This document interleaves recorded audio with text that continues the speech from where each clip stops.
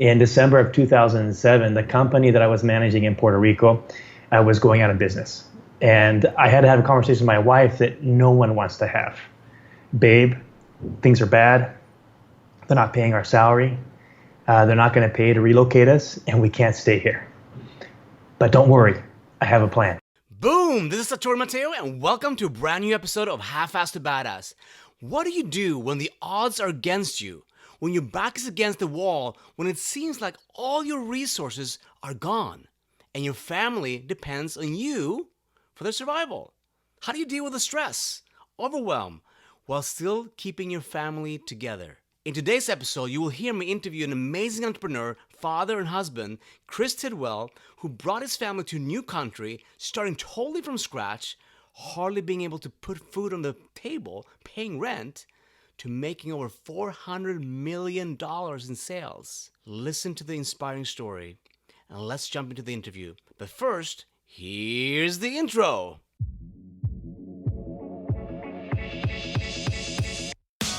How do entrepreneurs, business owners, and experts influence themselves, their clients, and teams to maximize profitability, efficiency, and create lasting impact?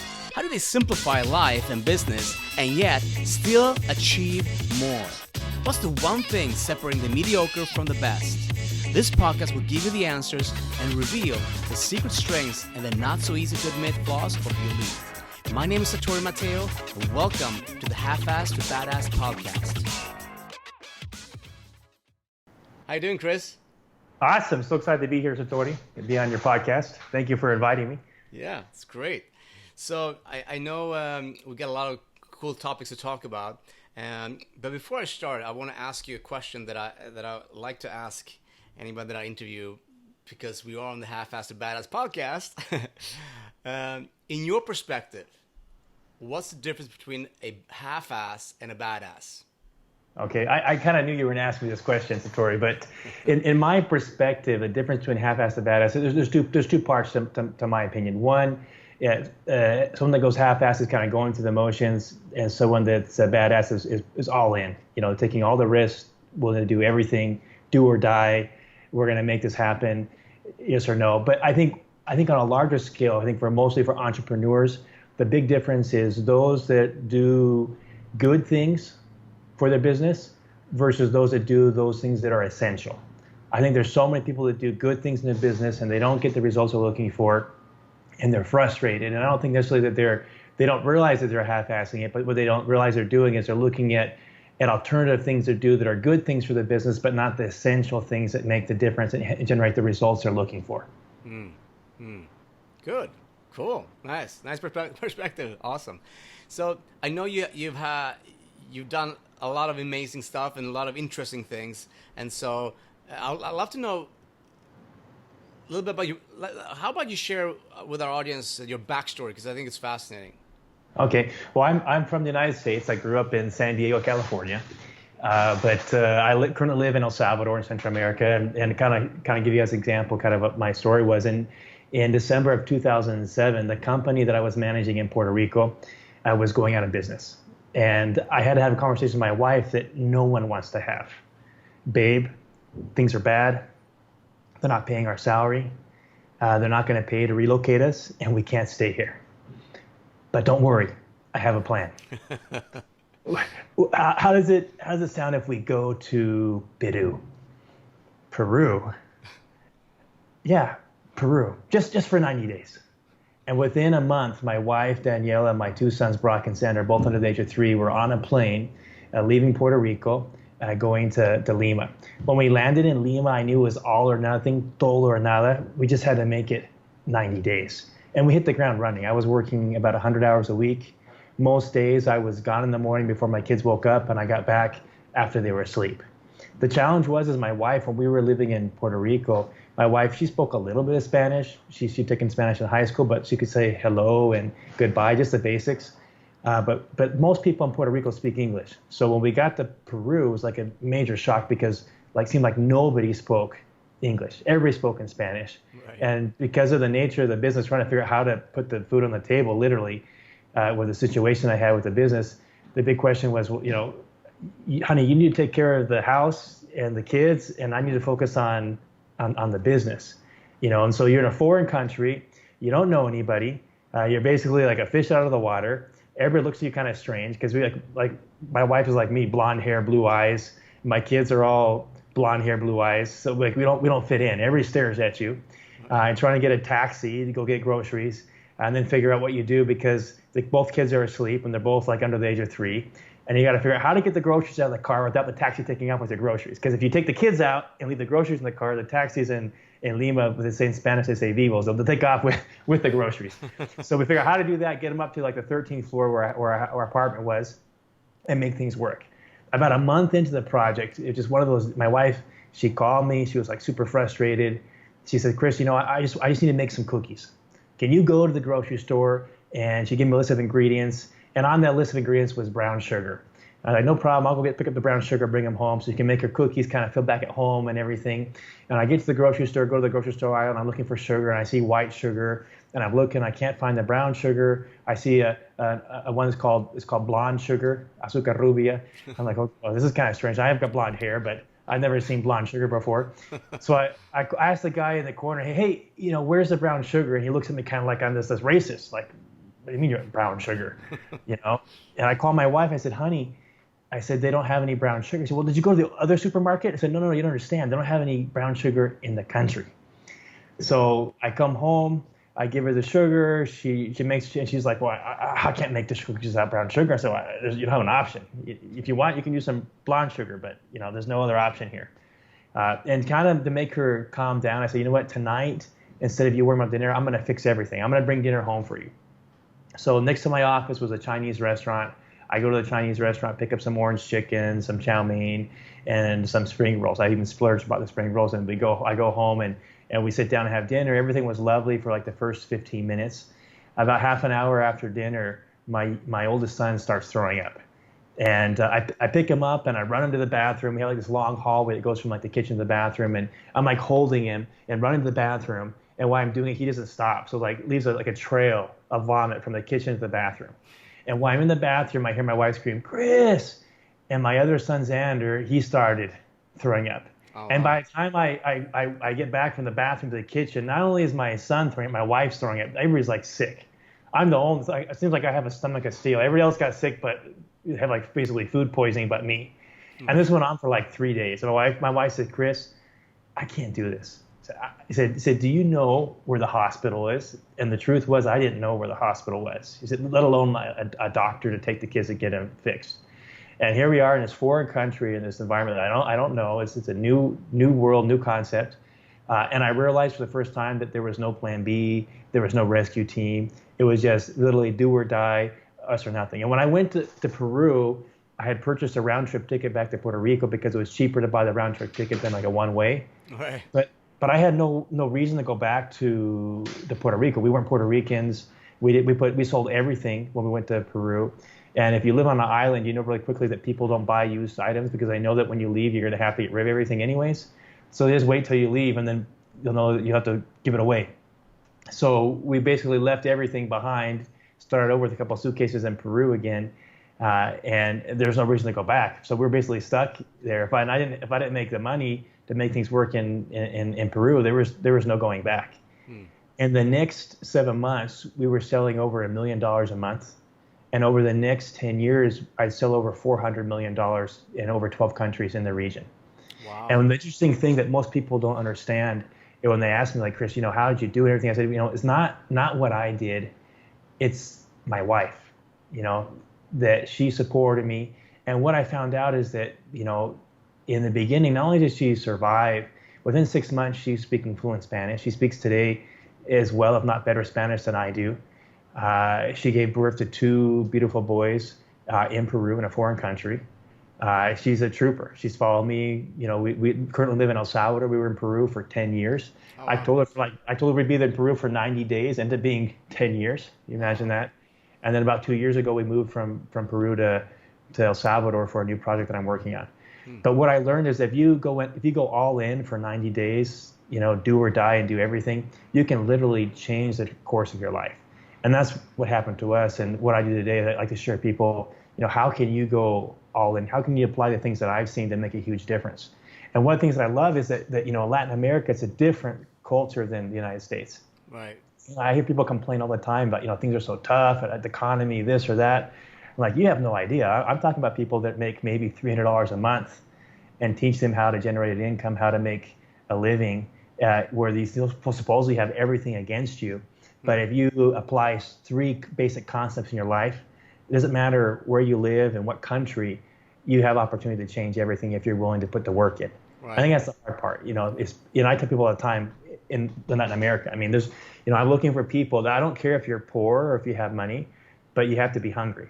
Because there are people that are poor that aren't hungry. They don't want to do the work. They'll wait for some kind of handout. But there are people that are hungry that if you give them instructions, you do this, this, this, and give them a recipe, they're willing to do the work, and they'll actually see their lives change drastically in a short amount of time. Yeah. And that's the amazing part about, kind of your message about going from half-assed to badass is that it doesn't matter where you are, what kind of resources you have. If you're willing to be a badass and you're willing to go all in, do or die, you can literally change the course and direction of your life. I know about your story too, and how you changed a lot of your direction of your life. It's the same thing about going all in, and sometimes people think you're crazy when you go through it. Yeah. But in my case, when I was in Puerto Rico, I swear, like everybody was leaving the company. The company I was working with was going basically insolvent. Everybody told me it's the Titanic, jump before it sinks. Right. And then like less than a year later, they're like, oh, you're so lucky, man. Man, if I would have stayed too, it would have been, I could have been exactly, you just basically handed to him like, what were you talking about, man? Where were you when everybody walked away from the company? Everybody said it was a sinking ship. There was no reason to stay. Yes. My own father-in-law left the company, went to another company. He was the VP of marketing. And when everybody left, I thought, you know what, I have a huge opportunity. There's no competition. I don't have to worry about anybody else in the corporate chain. I became a partner of the company, and we became extremely successful. But at the time, the way I became a partner was the company wasn't worth anything. So giving me a percentage of the company was like, well, we can't pay a salary, so we'll offer them shares. That'll be a way to They never suspected that within the next 5-6 years, I would generate over $100 million a year in sales in 7 or 8 countries in the region. I'm curious to ask you when you say that, when you were going through that, right? Like here you get like this portion of a company, right? What were the internal struggles that you were going through? Like for me, I was young. I was only 26, 27 when this happened, and so like one of the challenges I had is I'm dealing with most people around me could have been my parents or even my grandparents my coworkers that I worked with. So like the way I dressed was really important. I felt like I was always dressing to be like I was 35, 40, and now that I'm like 40, I'm like, man, like where did my youth go? I spent all my years trying to be older, and now I'm older. But like the struggles that I had, a lot had to do with like, doubt, and like when things don't work out, like you have a tendency not to act. And that's like the worst possible thing. I mean, the most important thing you can do is if things go bad and things aren't working is to focus on profit-producing activities and do as much action as possible. And for me, that's what the difference was. I had to finally figure out, what, no one's gonna do anything for me. And I went from a mode of being, let's say, kind of like an employee where I kind of felt like everything was being handled and done for me, where I realized I had a rude awakening that, there's no corporate safety team or anybody's going to back me up. I mean, if it doesn't work out, I'm screwed. Like this is either do or die. Like I literally figure out if I don't make money this month, I can't pay the groceries to put food on the table. Makes you creative, right? Makes you very creative. Yeah. So you get really extremely creative, and you find out really quick what's really essential that you have to do versus what's good things that can do for your business. Because you realize that, if I don't generate something now, like I can't pay the rent, I can't put food on the table. And so it forces you to basically compress your time and focus on what's the most important. And that's what happened. For 90 days, that's what we did, and things started changing. And within 6 months, we went from a business that was only doing $15,000 a month in July of 2007 to July of 2008, we did over $1 million in volume. And at that time, it was more money than I've ever seen in my entire life. If you would have told me that, from a year to date, you'd be doing over $1 million a month and generating over $300 to $400,000 a month in profit, I've been like, there's no way, that I'm going to have $100 million in cash in the bank account. I would never have been able to imagine what would have happened. But what happened was I focused on what I did on a daily basis, the actions that needed to be done, And that action like really changed everything. But I think mindset, like the first part, is the hardest part. Like getting rid of these philosophies, ideas that you think that a lot of times that we have, that we carry on from our childhood, that our parents have told us or that our community has told us that really aren't accurate. Right. If you can get rid of those, then you can get to the next part, which is doing the action, doing the profit-producing activities. I think in every business model is exactly the same, regardless if you're in one sector or another. There's always things that have to be done that create profit in your business. And if you just do those things and focus on learning how to compress time and use overcompensation. Right. I'm curious because when you say that, I think it's so many people, listening to this right now, they want to succeed, they want to accomplish things, and I'm curious to know, because like you're saying, like the mindset, right? We have different kind of beliefs, right? But both internal beliefs about ourselves, and then also about the market. People say, the market is bad, or the economy is bad, or this is like externally, or I don't have time, or you have all these external obstacles, right? Mm-hmm. But then also we have these internal obstacles. What would you say? What was the one mindset shift, or the mental shift that you made internally that? And number two is, how do you make the evaluation of what specific actions am I going to focus on? What are the activities that I'm going to focus on? Okay. So in my situation, the biggest mindset change for me was realizing that it's all up to me. There's no one that's going to do it for me. And I think that like in corporate America, I think people have a tendency, especially the way we're raised in school, our school system doesn't teach you to be an entrepreneur. So you're not like in the classroom and in your environment, even in college, university, it's not geared that direction. So when you get into a corporate job and you're young, you kind of have this idea that the companies can provide everything for you. So when you're in a situation where the company's not paying your salary, they're not taking care of you, and you're basically being stranded and abandoned in an island, literally, like in my case. Right. Things change really quick. You realize that, these ideas that I had are completely wrong. And then you start to realize that, I've been here on an island for the last 2 years doing everything on my own anyways, but I had like this false illusion that the big brother or the company was taking care of me. And then all of a sudden I realized, the training wheels are off. I've had training wheels for like the last 2 years, but really I've been alone. I'm not going to be saved. No one's coming to save me. I'm stuck here unless I figure out how to take care of my family. And that's what happened for me is that, I've got 2 kids, my wife, things are bad. I had to go to my landlord in Puerto Rico and say, listen, at the time, this was like at the start of the huge bubble in the United States, the housing bubble and everything, and the economy was going in the tanker. And I said, things are bad. And everybody was talking about how bad the economy was. And I said, I've got to get out of my lease. You got to let me out of my lease. Either let me out, or I'm not going to be able to keep paying you. I'm going to leave anyways. I'm going to leave the island. The company's not paying my salary. And he got me out of the lease. But it was interesting because this is going on in the economy about how bad this environment is. And then I realized I'm on my own. I get out of my situation in Puerto Rico, go to Peru, which is considered like a lower market, less opportunities, all the reasons why I should be successful. And by relying on myself and knowing that it's only up to me to get it done and focusing on specific actions that basically came down to making connections with people, telling stories. When we talk about like actions that need to be done that need to be profit producing, I think the big key is, how many of those actions provide you opportunity on a platform where you can tell your story.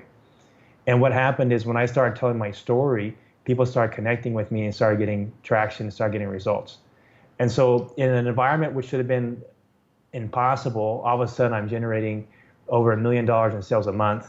And in the next 4 years, grow the business. I'm not in the United States. So I'm doing $100 million. I'm not even in the US. I'm in the second tier markets that I'm in El Salvador, Puerto Rico, Dominican Republic, Colombia, Ecuador, Bolivia, Costa Rica, and Mexico. And I'm generating this kind of volume in a time when the United States was, let's say, an economic crisis, and it was justifiable that I could have just thrown my hands up in there. You know what? The economy's bad. Go home. I'm going to live with my mom and my dad or my in-laws until I can find a way to kind of get my head up and figure out what to do. And I realized I'm not going to do that. Right. I'm going to make it happen. So that's what we did. So we'll go to Peru for 90 days. And worst case scenario, I get to know another country. It'll be an adventure. ended up being the best thing I could ever have decided for my family and for my life. What do you think was the driving force? What drove you to do that? Because I'm thinking about, people have a lot of different motivational forces, right? And I look at some people, they're focused on, what's in their way, what's the problem, and some people focus on what they want. And I think that we all probably do a mixture of all, right? But have you noticed that? What do you think has been the key distinction for you when you were able to go from that to making, millions of dollars? What do you think was the key distinction in your focus and your drive? What motivated you or inspired you to take action?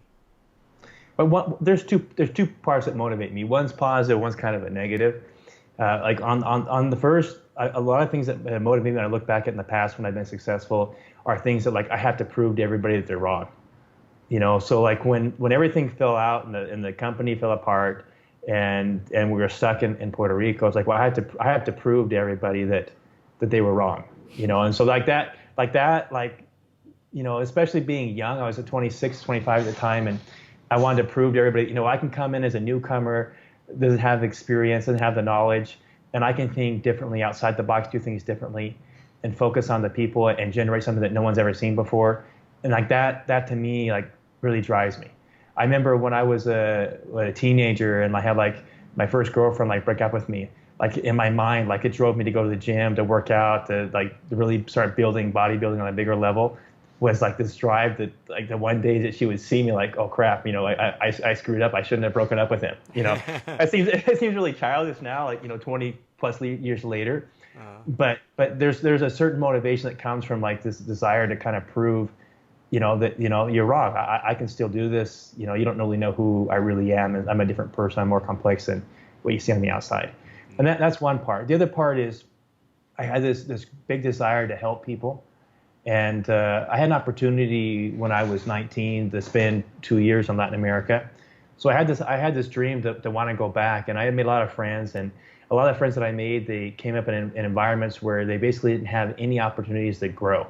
At the time, the internet was still pretty small. So the online learning wasn't an item. You didn't have YouTube where you could pick up knowledge like you can today. I mean, literally today, you can find more knowledge that can be applied towards a business online than you'll find in most universities. And the crazy part is you can find it online for free, And so there's this huge shift as far as learning goes, kind of like I do with this podcast. I mean, the things that we talk about, you talk about in their podcast, Satori, you won't find most classes in a university won't talk about half the things you talk about, which are essential to actually growing and building a business. And in my case, I had this group of people who were good people. They worked hard, they had good desires, but literally the economy they lived in would only pay them, let's say, $300 a month, if even that. And so the opportunities to be able to go to school and get some kind of an education to better their skills or their knowledge was like no. And in my business module, my focus was teaching people how to generate an additional income. So for me to take somebody that couldn't make, let's say, $300 a month and teach them how to make $500 a month, to me was awesome. And it doesn't seem like a lot, especially in the United States, but for like a single mom that's trying to feed her kids, an additional $200 a month on the table as far as like groceries. I mean, what they call it in Spanish, they call it the canasta básica, which is basically like your food basics that you have to survive, is basically like $198 a month in Latin America. So by them generating an additional $200, it made a huge difference whether they could put their kids in school, what kind of food they could put on the table. And it kind of opened for them like an idea, because a lot of them never had the idea that I could ever make $500 a month. It's like almost double the regular wage that all of my neighbors and all my friends are making if they can find a job. So I had this drive that, if I can help these people, I like that part. I mean, I like making money, but it's fun, like in the process, also helping people at the same time. So they kind of have those double combination. One, helping people, but the other one too, like I wanted to prove to everybody that, all the naysayers that said I was stupid and that I was gonna go down with the ship and everything else. There's a part of me that wanted to say, screw you, I'm gonna do it anyways. Kind of that I guess a badass mentality. So yeah, that's interesting, and it's interesting to see how you directed your focus and how you were able to contribute and make a difference and actually change people's lives and change the economy by changing your life first, but also then looking at how can I serve, how can I make the difference in these people's lives, and it kind of shifted the possibilities that people will be able to go through. That's really cool. How do you deal with stress? Well, I cook. So Yeah. for me, I have days that are amazing stress wise. I had a point probably in 2011. I just where certain things would happen. The business was so it wasn't like stress, like financial stress with money, but just I had things like where I had an entire container of product, like work over $250,000 disappear. So from customs to my warehouse, it just disappeared. Or government problems where there's a government agency that's trying to find a way to shut you down, and at the end of the day, they just want money to say, how much are you willing to pay to keep your company open, to keep making X amount of $1 million a year. So that would generate like almost to a point of anxiety for me, and that was like I got to the point where it got so bad that I would have like panic attacks, not but like I could have to think about breathing, or like I'd have like pulsating like in my eyes, just like not healthy. So one of the things that an outlet for me is exercise. That's one of the things I do. I like cooking because everything's like in a controlled environment. I can be creative. For me, it's like really simple. I can play with recipes, and in my family, that's what I do. Like when I got married with my wife, the deal was, okay, if you cook, I'll wash the dishes, and I hate washing the dishes. So for me, it was like, hallelujah, this is fantastic. This is a marriage made in heaven. So since we first got married, I did most of the cooking, and my wife, she'd clean the kitchen, she'd wash the dishes. So that's just been the thing. So if I'm available to cook, I typically will make dinner and cook food. But it's a major stress reliever for me. It's a way for me to kind of not worry about challenges that I have at the office, or just kind of leave everything out and just focus on the ingredients that I have and how I'm going to cook it and be creative. So. That's cool. Interesting thing. I thought about that. It's like people have, people that are in business, people that are entrepreneurial, the people that have a family.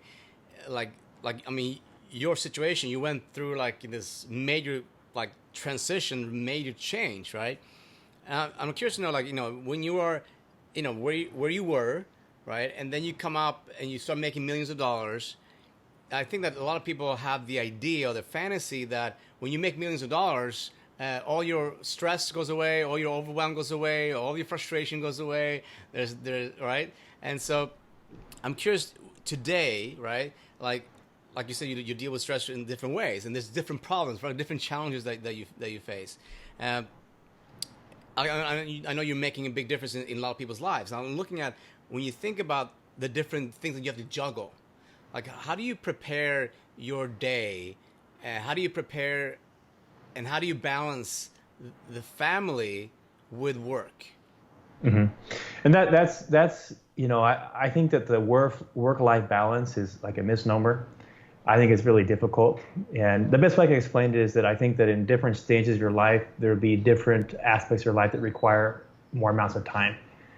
So I think that if you're trying to achieve this harmonic balance structure of work and life, I really don't think that's really available all the time. I think there's times when your family will require more time than, let's say, you put into work, and there's times when your work will require more. In 2012, the company I was in, I decided to leave that company and started to start my own business, and I launched in 12 countries in the first year that we were open, and I was gone from home more that year than I was at home. My wife, she picked up a lot of slack, and she was basically mom and dad. She was kind of like a single mom most of the time that I was gone. And so, but it goes back and forth. And there's times where I've been at home more. I don't travel, I don't travel nearly as much as I used to travel at the time. I used to be gone. I'd be home a week and then be gone for like 2 weeks and then come home and then traveling to all these different countries in the region. But what I found is that it kind of goes back and forth. There's times when you'll need more in one area and times you'll need more in another. But at the same time, making sure that you're present when you are in those activities. I think one of the challenges that I found is that a lot of times that when I did have time to be at home, if I could just turn everything off and just focus on my kids. I have about 4 boys. And especially now going through like different ages, it's different. Like they grow up fast. When they're younger, like, oh, it's not a big deal, I'm gone, because they're so young, they're not going to really notice. And then you start realizing that, I miss all the activities they have at school and this and that. And you kind of, I want to be there. or the hard part is that you're traveling, seeing all these amazing things, but you don't have your wife there with you, your kids to share it with. So those are the kind of the complications that you come through. But I really think that in your career as a whole, especially someone getting started or looking at launching a business, there are going to be times where you're going to have to put more time in. You're going to have to be willing to put 100-hour work weeks in, because there's no way else to get it launched off the ground unless you're willing to put the work. But I think it's important that when you are in, let's say you're in a family environment, that you can turn everything off, so they're not like you're at the table and you're looking at your phone, looking at your messages and you're just taking phone calls, but you can actually disconnect and be present where you are at the time. I think that's key. Yeah, I think that's interesting you say that, because I think that's probably one of the things that people struggle with a lot. Is they're working really hard to launch their business or launch the entrepreneurial journey, and they don't know how to disconnect, and they think that they have to push and push and push. I mean, one thing that I've seen is that when people can let go and they can take the time to center or be present with their family, they actually bring more energy to it when they actually start doing it, and not again get into the struggle. So do you have some kind of a like a morning routine or a morning way of how you prep to win the day? So I get up in the morning and my routine, I've got 4 boys. So the first thing in the morning is just getting the kids ready to go to school. It's always a struggle. I've got a 14-year-old, a 12-year-old, a 9-year-old, and a 3.5-year-old. So it's just, I get up in the morning. My wife and I both get up at the same time. It's kind of like tag team. Okay, you do the breakfast. I'll pull them out of bed. Like literally, I physically have to pull them out of bed. Typically about 5:50 in the morning to get ready. We have to be at the door by 6:20. I've got boys, so it's a lot quicker getting ready in the morning. It's not like if I had teenage daughters, it would be a whole different world. but they basically, I have one of my sons. It's really funny. He's 9, and he has it figured out that he'll go to bed the night before with his school clothes on. Oh, wow. So that's a good strategy. So I always laugh at him. I say, maybe you probably smell better if you didn't sleep in your clothes. But he's like, no, Dad. He's got, if he has like swimming at school, he'll like sleep with his swimming shorts on, and then he's got his school clothes on over that. He'll get up, brush his teeth. I'm good to go. Have breakfast, and he's good to go. But basically, we get the kids out, and typically once the kids are out, sometimes I have to go to school with them at the same time, but sometimes my wife takes them, and if she takes them, then I'll go to the gym for about an hour and a half, and then come back to the office. Typically, when I'm at the gym, I'm always listening to podcasts or listening to some kind of audio book. That's kind of like my thing. So every morning before I start working, I listen to something positive, some kind of message I can kind of apply to my life. And a lot of times it's the same audio. I'll take a book that I'll be dissecting, or let's say a mentor that I'm focusing on at the time, and I'll listen to the same audio literally 10, 15, 20 times. And it could be like a book that's like 6 hours, but I'll listen to it so many times until I can basically absorb the information. And not just kind of like, I read it, okay, on to the next thing. I do a lot of repetition on certain audios or things that I like to focus on that I listen to on a regular basis, constantly. Yes. What does that do to you? It helps me get a better perspective. And I think that part of the thing is realizing that you're never fully there. And I went through a struggle where I went from being at the top to going through a series of lawsuits. When I left my previous company, the challenge that I had is my partners, the shareholders, they had a hard time swallowing. This young kid came in, and we gave him shares of the company when it wasn't worth anything, and now it's doing hundreds of millions of dollars. How do we justify paying him the money? And I realized that, this isn't.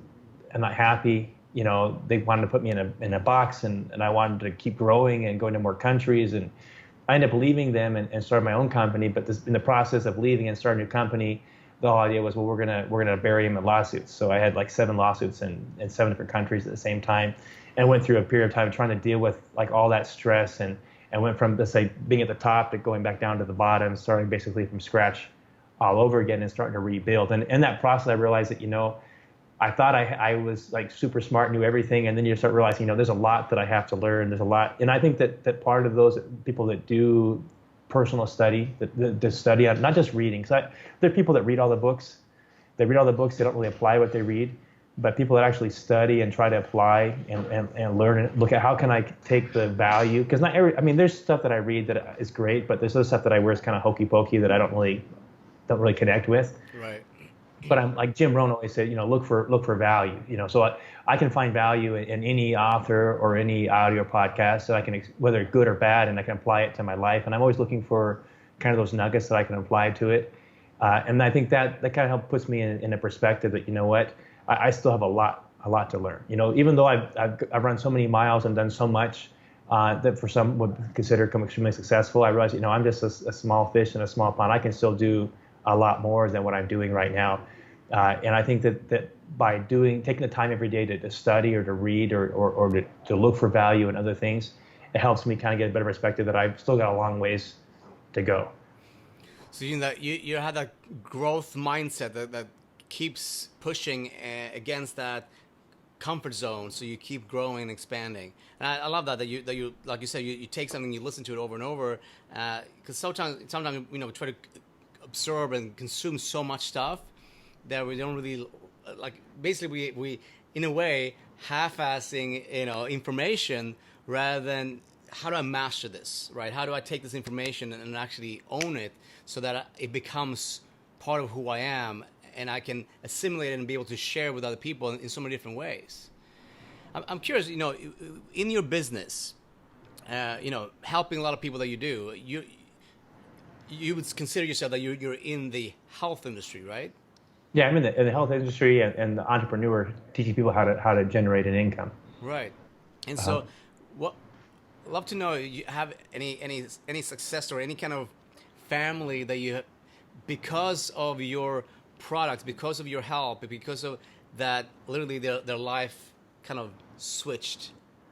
So there's a lot of people. I have a lot of stories from my past of that, and it's been interesting because, like I said before, like when I look for people to teach and to mentor and to train, I don't care if you have money, you don't have money. The only thing I care about is if you're hungry to learn. And I've had people that in Peru that speak Quechua, which is kind of like an indigenous language, and what they call the Sierra, in the kind of the highlands in Peru, that speaking Spanish with a thicker accent than I do, like in a different culture. And you think about like Peruvian with like their wardrobe and everything, like you think about that's basically this type of an individual. They come from a background with little education, almost can't even read and write. And taking the products that I have and taking, let's say, the education that I give and teaching them how to launch a business and go from basically no income to building a huge opportunity, making over $10,000 a month. It's really interesting. One of the individuals that I helped, she had this dream that she wanted to drive a car. And so she was doing very well. She was making like $10,000 to $15,000 a month, which for Latin America, like in Peru, that's a lot of money. Especially look at the average income is like $300 a month. To be making that many more times what people make. They're making more a month than most people make an entire year, almost double in a year in 1 month. It was just a large amount for her. Wow. And she went to a car dealership and she wanted to buy a vehicle, but she's dressed like she normally dresses. She goes in and all the sales reps don't want to help her to we're not going to test drive a car with you. So she goes in and talks to she's like, where's the sales manager? She goes in and sits down with the sales manager and says, hey, I want to buy this 4x4, and the manager's like, well, how are you going to pay for it? And she pulls out her backpack and says, well here, I have $30,000 here, right here. I want to buy it. So the manager ends up giving her the drive and then they're selling her the car. Well, the funny part is she buys the car in cash, okay, that she's been saving, paid for it in cash, but she doesn't have a driver's license. Okay. So she buys it in cash and she takes the car home and she's just so excited, but she's spending so much time teaching other people how to do what she did. She didn't have time to take the class to learn how to drive. Right. So she's like, for 2 months, I keep asking her, I said, hey, are you driving yet? She said, no, I'm getting around to it. I've just been so busy going from city to city, teaching all her team and the people that she's been training how to do the business. Eventually, she said she ended up hiring a chauffeur to drive her around just because she hadn't had the time to take her driver's test yet to be able to drive the vehicle. Oh, nice. And it was funny. That's a good problem. We took them on. I took a bunch of the leaders from my team, the sales reps that were doing extremely well. We took them on a little retreat, and on that retreat, we did a bunch of go-kart driving. And it was funny because she's like, well, Chris, can I drive the cart? I don't have a license, because she had bought the car, but she hadn't a license yet. But she was driving the go-kart, and she was asking me is this legal? Can I drive the go-kart with it? Because I don't have a license. That's so But, funny. and Wow. I have lots of stories like that where you see people that it just really kind of changed not just their philosophy of life, but it has an impact on their family and on their kids. It changes where they live. It changes what kind of schools they go to, what kind of education they have access to, what kind of foods that they eat. Their diets change. They lose weight, and it's fun to see those kind of dramatic changes. And I think a lot of it, especially when you're looking at people that are making, let's say, only $300 a month, it doesn't take that much information applied to make a drastic change in your life. To go from, let's say, 300 to making $1,000 a month, it doesn't. I mean, it takes a lot of work, but the learning curve isn't that much you have to learn to apply to be able to do that. And a lot of that's just story based, is teaching people how to tell their stories. Yeah. And that for me is the fun part, because in my business, I teach people, basically to tell your story. And most companies, they try to tell their story as if they were Goliath. Like, we're the biggest, we're the best, we have the best product. And as you know, I know you've done a lot of work also with Bo Eason, you don't want to be Goliath, you want to be David in the story. And the fun part, like in my case, when I ended up in Peru in 2008, I was a David. I had like nothing going for me. Everybody else was a Goliath, but people are attracted. They love that story, and it creates a connection. So you can build a following even though you don't have anything. I didn't have capital. I didn't have any reason why you should want to do the business with me. Just I had this vision, and I was crazy enough that I'm going to do the impossible. And we're going to build this, and we're going to grow to all Latin America. And I was nobody. I didn't have anything. I was just David against the big boys. Right. And if you can do those things, if you can create the mindset, if you can create the action, and you can create connection through story, there's no limits to what you can do. Beautiful. I have a question for you, the final question. And I know sometimes this is a difficult question to answer, but it's also something like, I believe that we all, in some shape, some way, right, we do half-ass things. And even though, because we are striving to be a badass, right, in whatever we do, but there are areas in our lives that we still consider ourselves a half-ass. What is the area right now that you're half-assing things, but you're on your path to becoming a badass in it? Okay, and then for me, like, this is working out. I when we were together in January, Bo told me that I needed to lose 20 pounds. I don't know if you remember that. Yeah, I remember that. Yeah. It's not very conventional that you're in a seminar, you're in front of like we're in front of like 15 people, and he tells me that I need to lose 20 pounds. The funny thing was I knew that I needed to lose the weight, but I struggled. I was having a hard time. Like I go back from the mastermind we were in, and I'm trying to lose the weight, and I can't do it. Like, I was completely half-assing. I mean, I know what I need to do. I know how to do it. I ran track and field in college, so I know exactly what needs to be done. But I just I was like, what's wrong with me? And what is wrong with me? And I think that part of it was like right now, about 3 weeks ago, I kind of like the window came down to like I only got like 90 days, like a little less than 90 days. If I don't do this now, like, this is like do or die. This is like a real deadline. It's not like, I need to lose weight. It was like, I'm gonna have to show up again, and Bo's gonna ask me, Chris, did you lose the 20 pounds? He's not gonna have to ask me. He's gonna know right away. You know what I mean? So how am I gonna show up? I want to show up like a half-ass, or I want to show up like a badass? And that's what I'm going through right now. I was at 240 pounds. Right now I'm at 227. So I've got like 5 more weeks to go, but it's been hard. I mean, I'm going to the gym in the morning, between CrossFit and cardio, and then I went and saw a nutritionist. I going in like all in, like serious badass on this. But the interesting thing is I feel better. I feel like I have more energy. I feel like I have better creative ideas I didn't have before, and this is going to be a habit that's going to stick. And then once I stick this one, I'll go on to other ones. I know the other day you had Jeff Woods on and talked about kind of the one thing, and I've been trying to figure out what's the one thing in my life that if I can change from going from half-ass to badass, I can get like results. And for me, that was like the physical, the physical fitness side. And if I can kind of take care of this, it's one of those things where I think most people know.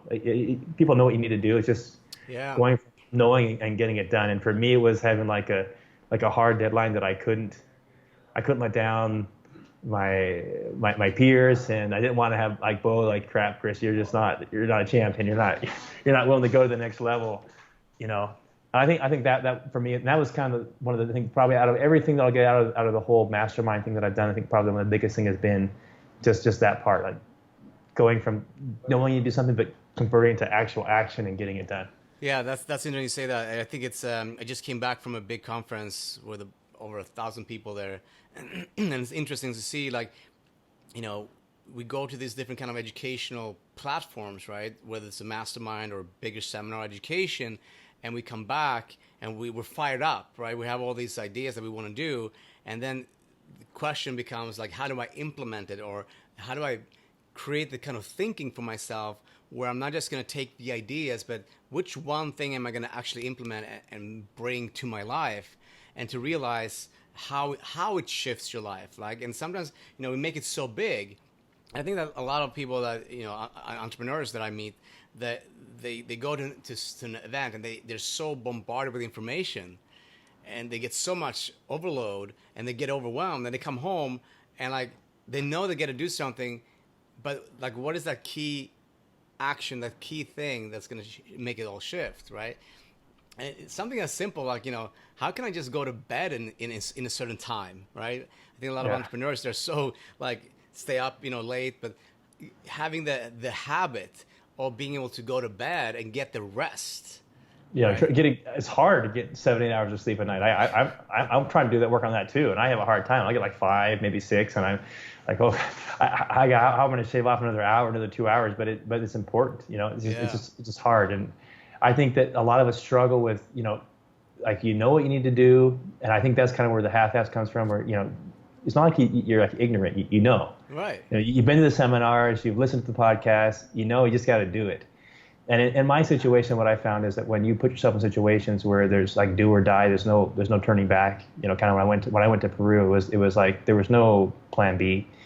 With the weight loss thing I'm telling you right now is, I have a hard deadline. In June, I have another seminar I have to go to, and I'm going to show up, and everybody knows. It's not just me.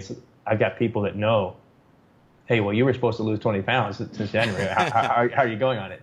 And I think that the first couple of months, it was important, but it wasn't urgent.